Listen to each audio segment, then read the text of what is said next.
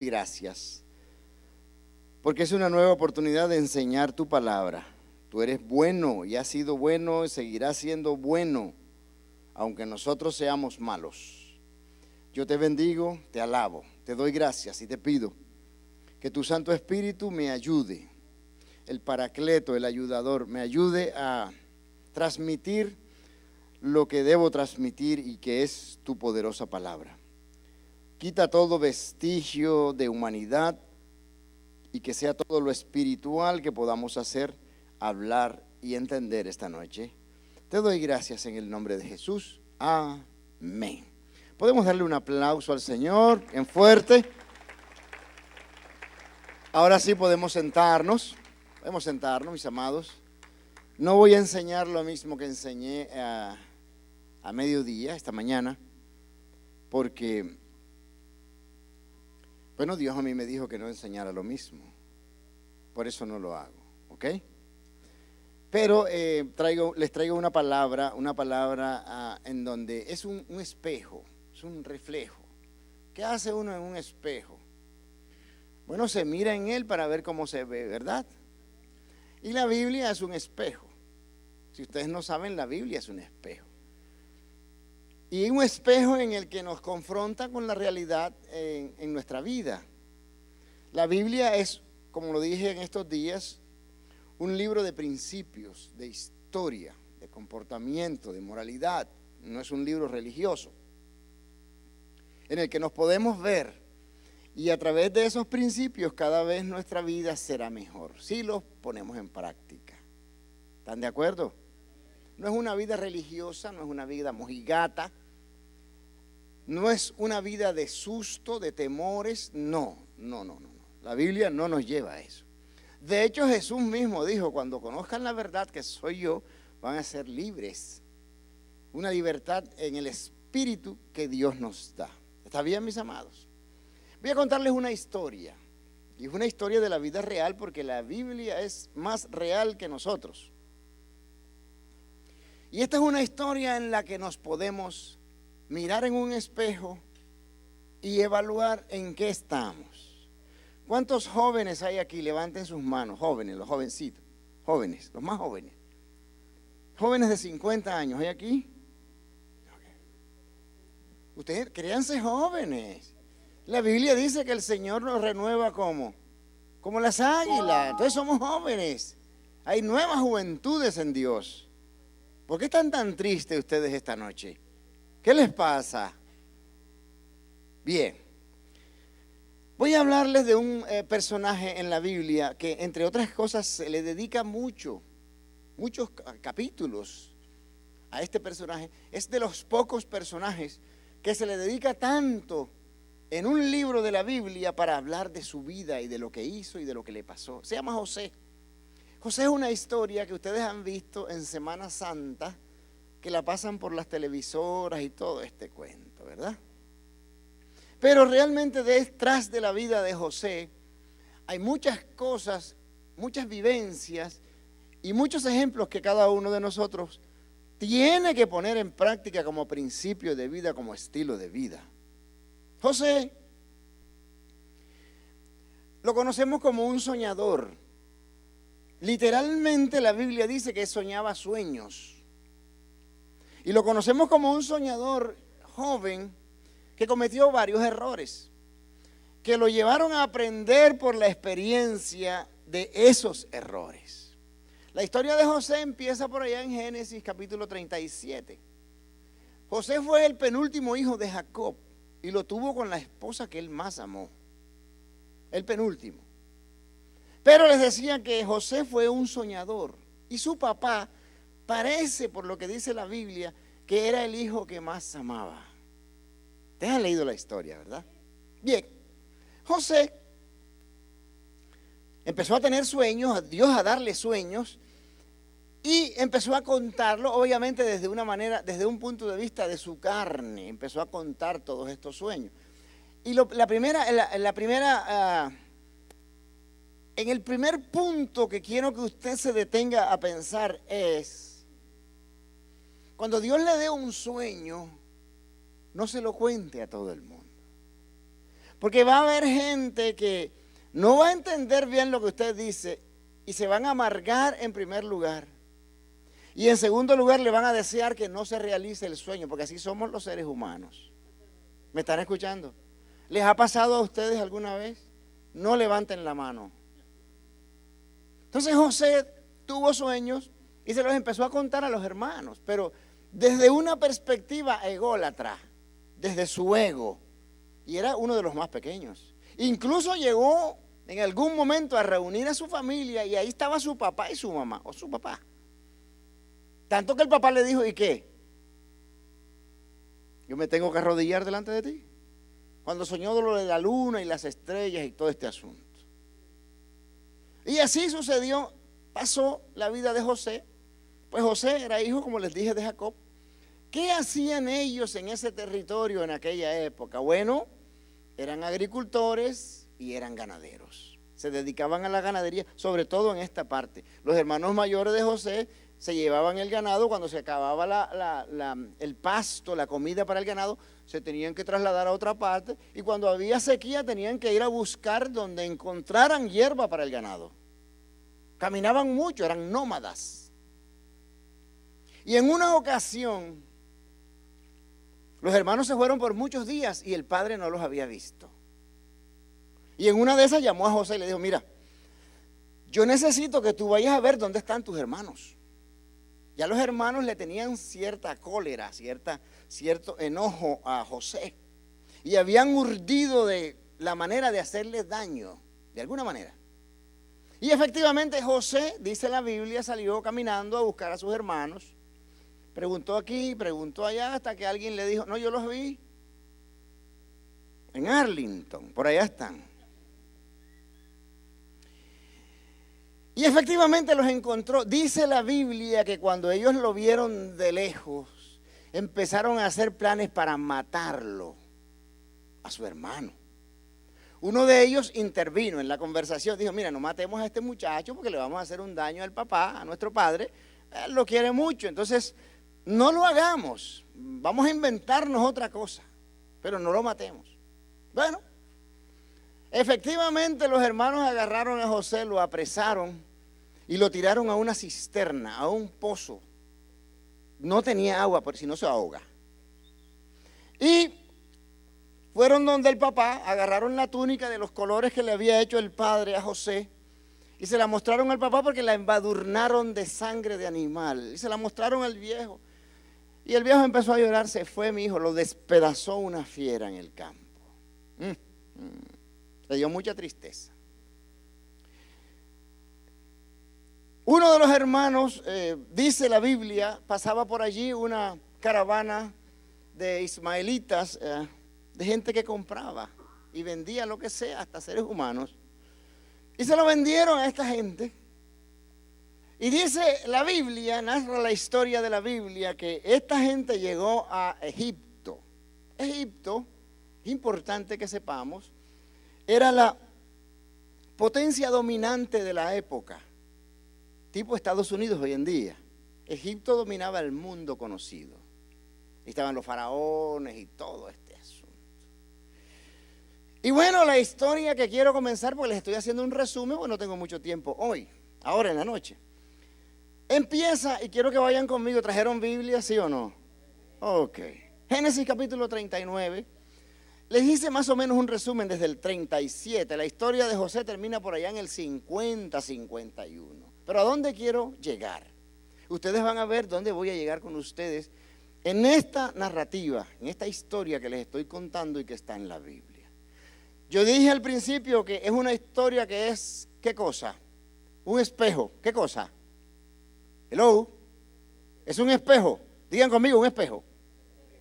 Pero díganlo de verdad, es un espejo. Génesis 39 dice, versículo 1, llevado pues José a Egipto, Potifar, diga conmigo Potifar. ¿Tienen sueño ustedes? ¿Almorzaron ustedes? Sí, porque me preocupa. Ya me empiezo a preocupar. Dios mío, ayúdalos, por favor, te lo suplico. Llevado pues José, a mí me gusta que interactuemos, ¿verdad? Que vivamos. La Biblia es viva, es una palabra viva. Viva, y cada vez que la enseñamos debe haber vida, debe producir vida, gozo. ¿Por qué ustedes están bravos conmigo? Ok, pensé que estaban bravos, si no me bajo de aquí. Ok, bien. Llevado pues José a Egipto, diga conmigo Egipto, Potifar, oficial de Faraón, capitán de la guardia, varón egipcio, lo compró de los ismaelitas que lo habían llevado aquí. Ok, aquí vemos un gran panorama y les voy a pintar un cuadro. ¿Cuál es el panorama aquí? Bueno, los ismaelitas estos llevaron a José y lo vendieron a Potifar. ¿En qué se convirtió José en ese momento? En un esclavo. ¿En qué cosa? Un esclavo. Interesante. No fue invitado a Egipto. Fue llevado a la fuerza y comprado ¿por quién? Por Potifar. Interesante el asunto porque Potifar era un tipo bien acaudalado. Los que compraban esclavos en esa época tenían mucho dinero. Era un tipo acaudalado y era un tipo que servía en el gobierno. Era capitán de la guardia, era como el ministro de la defensa o el secretario de defensa, una cosa así. Mucho dinero. Para comprar esclavos usted necesitaba mucho dinero. Y Potifar significa el que Ra ama. Y Ra, el dios sol, era lo que los egipcios adoraban. Así que era un perfecto idólatra. Pensaron que iba a decir otra cosa, ¿no? Era un idólatra. El que compró a José, ¿era qué cosa? Un idólatra. La Biblia dice que José cuando llegó a Egipto, en calidad de esclavo y fue vendido a Potifar, tenía 17 años. ¿Cuánto tenía? Es interesante que guarden en sus memorias los 17 años de José. Es interesante. ¿Y por qué es interesante? Bueno, porque a algunos de ustedes Dios les dio sueños en el pasado, puede ser muy pasado, medianamente pasado o recientemente pasado, y han perdido esos sueños. Y yo quiero que tú sepas algo. Los sueños que Dios te dio a ti, sí, a ti, tú eres el único que los puedes cumplir. No hay nadie más. Y si Dios te los dio, los va a cumplir. Así tenga que hacer lo que hizo con José. Pero Dios lo va a cumplir. José pasó por un desierto brutal, bravo, porque no tenía la experiencia. ¿Tenía cuántos años José cuando fue comprado? 17. Ok. Versículo 2 dice de la siguiente. Interesante lo que dice el versículo 2. José estaba ¿en qué condición? Era un esclavo. ¿En qué condición? Un esclavo. No se pierdan. Por eso que me gusta interactuar, porque le estoy preguntando. Tenía 17 años y era ¿qué cosa? Un esclavo. Ok, un esclavo. Cuando yo leí esta historia hace muchos años que la estudié, yo dije, Dios mío, pero ¿cómo puede ser esto? ¿Y qué puede ser lo que me espantó? Bueno, el versículo 2 dice así. Mas Jehová estaba con José. Diga conmigo, estaba. ¿Quién estaba con José? Wow. ¿Y fue varón qué cosa? Necesito que todos me miren para acá. Wow. Porque es que cuando yo leo esto, estoy hablando de un esclavo. Y cuando leo que estaba esclavizado, pero era un hombre próspero, yo me empecé a hacer las preguntas que ustedes están haciendo. Pero ¿cómo es posible que un esclavo sea próspero? Si el tipo empezó haciendo los peores oficios en la casa de Faraón, de Potifar, ¿qué hacía? Bueno, lavaba los platos, trapeaba la casa, la barría. Bueno, antes, primero se barre y después se trapea. ¿Se dice trapea aquí? Sí. Se pasa el trapeador ese. Y hacía lo peor, le lavaba los pies a las personas que visitaban a Potifar. Él se encargaba de eso. Empezó haciendo lo peor. Pero lo tremendo aquí es que Jehová estaba con José y fue varón próspero y estaba en la casa de su amo el egipcio. Ahí dice claro eso, ¿sí o no? Que estaba en la casa de ¿quién? De su amo el egipcio. Pero era un hombre próspero. Yo necesito explicarles a ustedes en qué consistía la prosperidad de José. ¿Por qué? Porque algunos de nosotros hemos pensado que no somos prósperos o bendecidos por el lugar donde nacimos, nuestro país de origen, la situación mundial, el tipo de trabajo que tenemos, etcétera, etcétera. Ninguno de los que está aquí está en la condición que estaba José, que era un esclavo, pero la Biblia lo consideraba como próspero. Qué brutal. Mas Jehová estaba, la palabra estaba es importante aquí porque Jehová estaba. Cuando uno va a estudiar la Biblia tiene que estudiarla bien, bien. Yo soy un estudioso, yo soy un ratón de biblioteca, bíblicamente hablando. Ustedes no saben lo que yo he estudiado este asunto. La palabra estaba es la palabra hebrea hayá, que significa que Dios busca un lugar en una persona donde vivir su vida. Y lo tremendo del asunto es que nosotros hoy día, a través de vivir en la dispensación del Espíritu Santo de Dios, la Biblia dice que Cristo vive en nosotros. Entonces la pregunta es, ¿por qué si Cristo vive en nosotros, así como Dios vivía, el Padre vivía en José, la Biblia no nos considera como considera a José? Porque a algunos de nosotros nos faltan cosas. ¡Auch! Y fue un varón próspero. Diga conmigo, próspero. La palabra próspero en el original hebreo es seliak. Y significa que una fuerza te empuja hacia adelante, hacia la prosperidad. Bueno, es lo mismo que dice Juan en su carta. Cuando dice, amado, yo deseo que seas. La palabra próspero en griego es eudó. Y significa que una fuerza te empuja hacia adelante. Claro, esa fuerza primero tiene que residir en ti. Y esa fuerza se llama el Espíritu de Dios. ¿Me están escuchando? ¿Me están escuchando? ¿Por qué no están tan convencidos ustedes? ¿Qué tengo que hacer para convencerlos? No les estoy hablando por la Biblia. Y si la Biblia no los convence, ¿quién? El versículo 3 dice, y vio su amo, qué brutal porque, hey, mírenme, vio su amo, un idólatra, vio su amo que Jehová estaba con él y que todo lo que él hacía, Jehová lo hacía, ¿qué cosa? Prosperar. ¿Dónde? En su mano. Este hombre, cuando le puso las primeras tareas a José, vio cómo José lo hacía. José tenía una característica especial. ¿Cuál era? Que él hacía lo que tenía que hacer de manera excelente. Yo no sé qué tiene que usted hacer, no sé qué es su trabajo, pero lo que usted hágalo excelente, porque Dios lo está mirando y Dios tiene los ojos más grandes que su jefe. Y si lo hace para Dios, tenga cuidado cómo lo hace. ¿Me estoy explicando? Si usted no lo hace en excelencia, yo muy humildemente le recomendaría no lo haga mejor. ¿Por qué me miran así? Porque su amo empezó a ver, oye, este tipo hace las cosas excelentes. Una persona excelente es aquella que tiene como característica hacerlo bien, lo que los demás no hacen.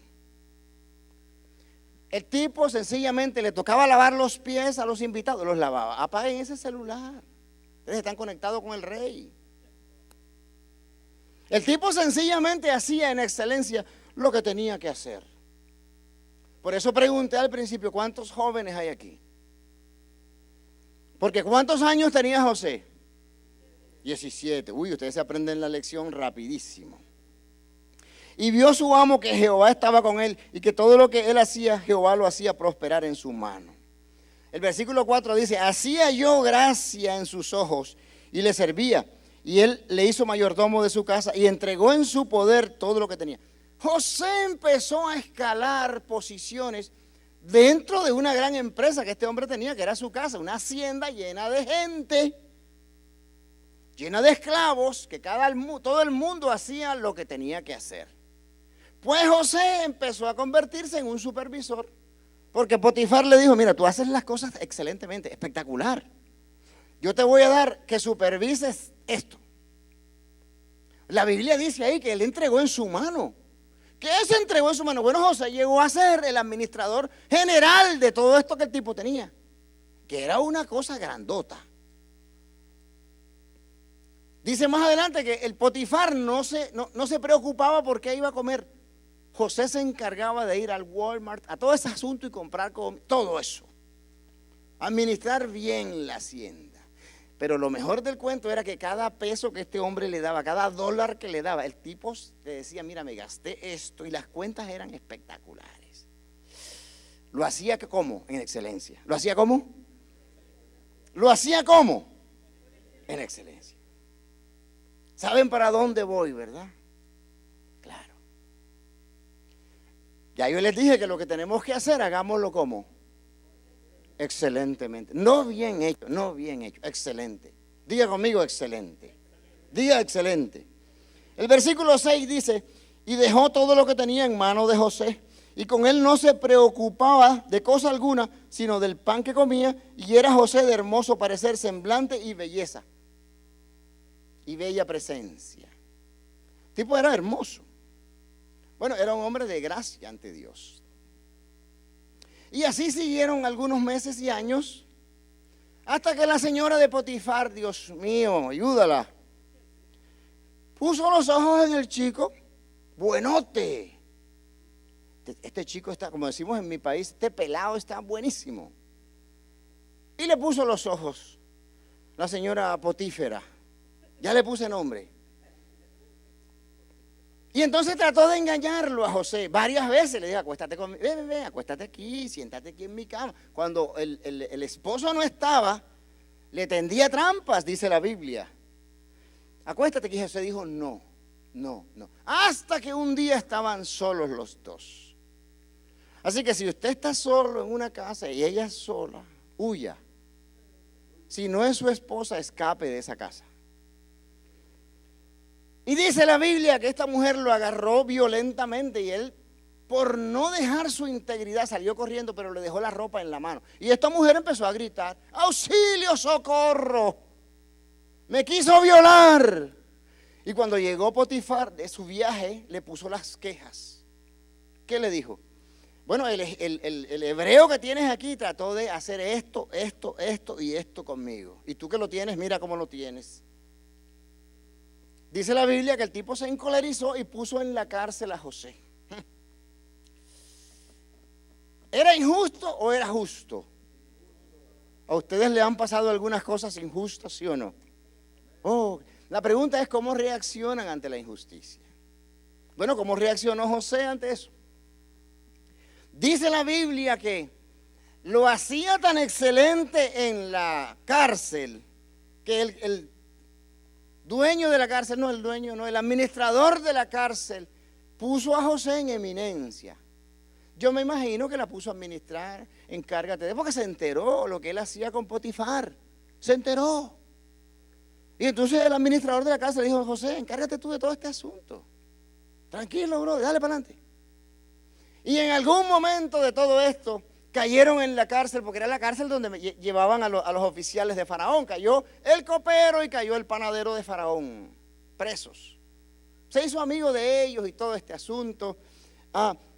Y un día ambos tuvieron un sueño la misma noche, a la misma vez.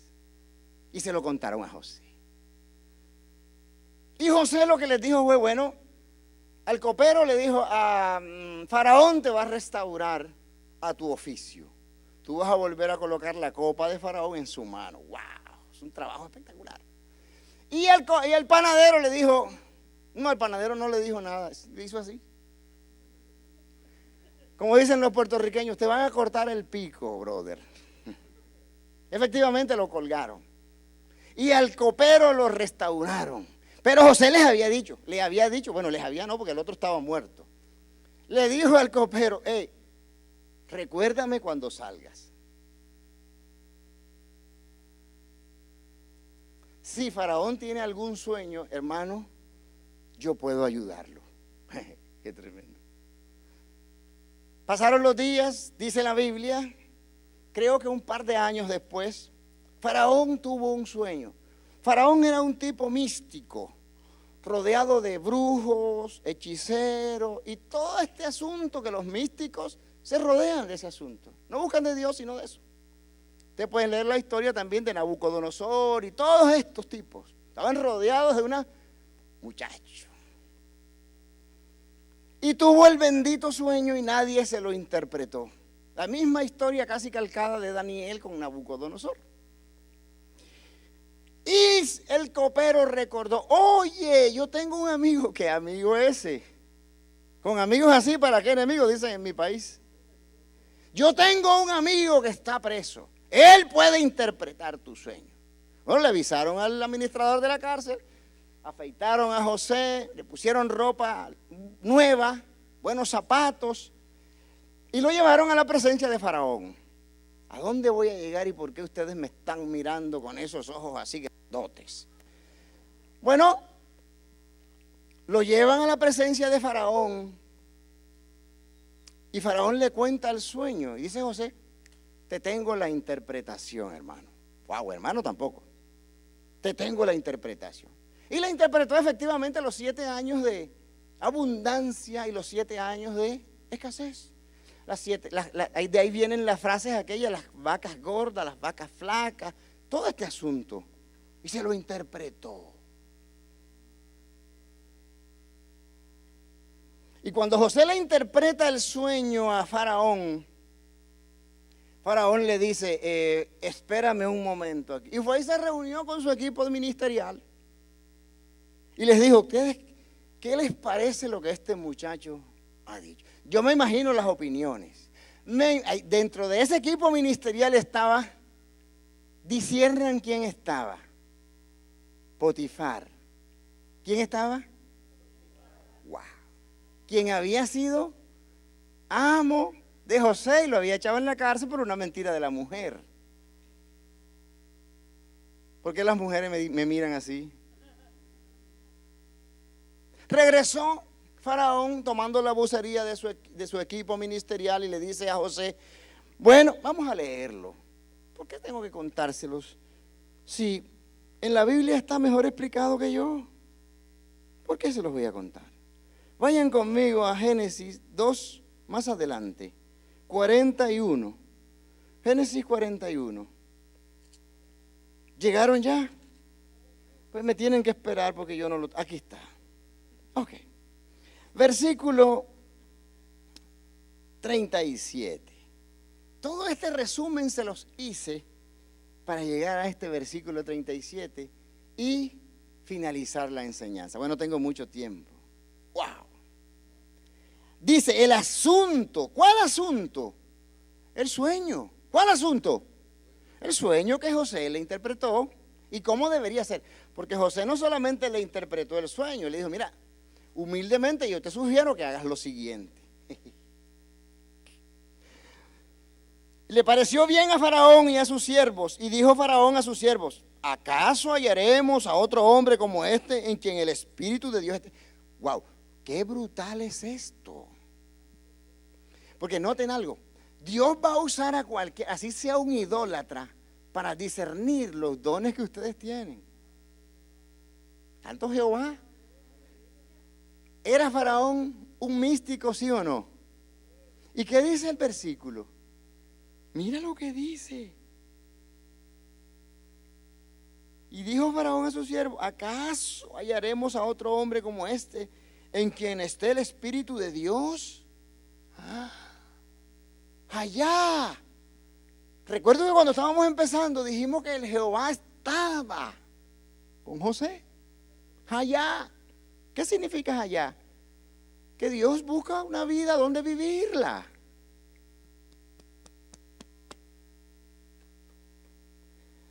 Wow, esto me dan ganas de llorar a mí. Con quien esté el Espíritu de Dios. Hermanos, cuando Dios lo va a bendecir a usted, utiliza hasta las burras para bendecirlo.